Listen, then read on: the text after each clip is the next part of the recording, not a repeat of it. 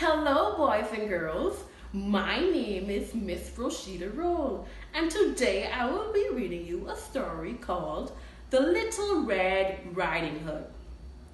Little Red Riding Hood by Leanne Gunther.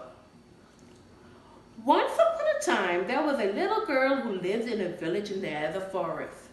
Whenever she went out, the little girl wore a red riding cloak. So everyone in the village called her Little Red Riding Hood.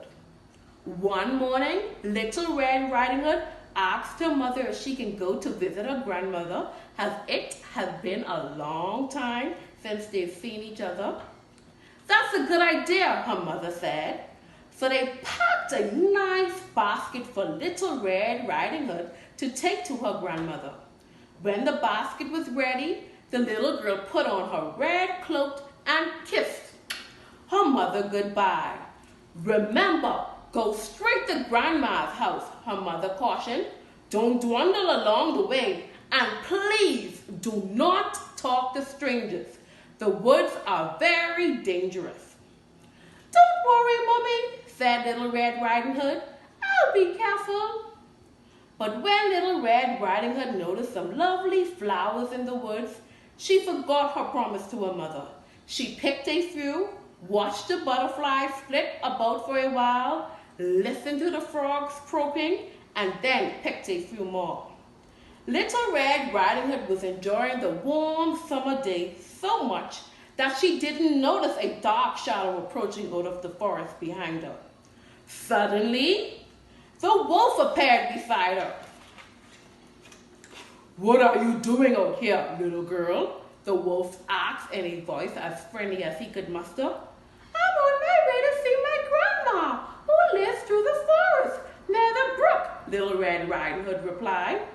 Then she realized how late she was and quickly excused herself, rushing down the path to her grandma's house. The wolf, in the meantime, took a shortcut. The wolf, a little out of breath from running, arrived at Grandma's and knocked lightly on the door. "Oh, thank goodness, come in, come in. I was worried sick that something had happened to you in the forest," said Grandma, thinking that the knock was her granddaughter. The wolf let himself in. Poor Granny did not have time to say another word before the wolf gobbled her up. The wolf let out a satisfied bark and then poked through Granny's wardrobe to find a nightgown that he liked. He added a frilly sleeping cap and, for good measure, dabbed some of Grandma's perfume behind his pointy ears. A few minutes later, Red Riding Hood knocked on the door. The wolf jumped into bed and pulled the covers over his nose. "Who is it?" he called in a crackly voice. "It's me, Little Red Riding Hood." "Oh, how lovely. Do come in, my dear," croaked the wolf. When Little Red Riding Hood entered the little cottage, she could scarcely recognize her grandmother. "Grandmother, your voice sounds so cold. Is something the matter?" she asked. "Oh, I have a touch of the cold," squeaked the wolf, adding a cough at the end to prove the point. "But Grandmother, what big ears you have," said Little Red Riding Hood as she edged closer to the bed. "The better to hear you with, my dear," replied the wolf.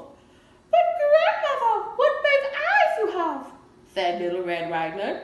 "The better to see you with, my dear," replied the wolf. "But Grandmother, what big teeth you have," said Little Red Riding Hood, her voice quivering slightly. "The better to eat you with, my dear," roared the wolf, and he leaped out of the bed and began to chase the little girl. Almost too late, Little Red Riding Hood realized that the wolf was the person in the bed and not her grandmother. She ran across the room and through the door, shouting, "Help! Help! Wolf! Wolf!" as loudly as she could.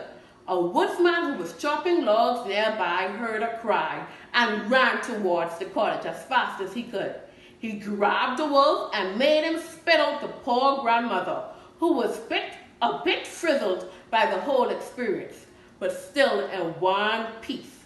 "Oh, Grandma, I was so scared," sobbed Little Red Riding Hood. I'll never speak to strangers or dwindle in the forest again. There, child. You've learned an important lesson. Thank goodness you shouted loud enough for the kind woodsman to hear you. The woodsman knocked out the wolf and carried him deep in the forest where he wouldn't bother people any longer. Little Red Riding Hood and her grandmother had a nice lunch and a long chat. The end. Remember, boys and girls, like Little Red Riding Hood mother told her, do not talk to strangers. Say it with me. Do not talk to strangers. Have a good day.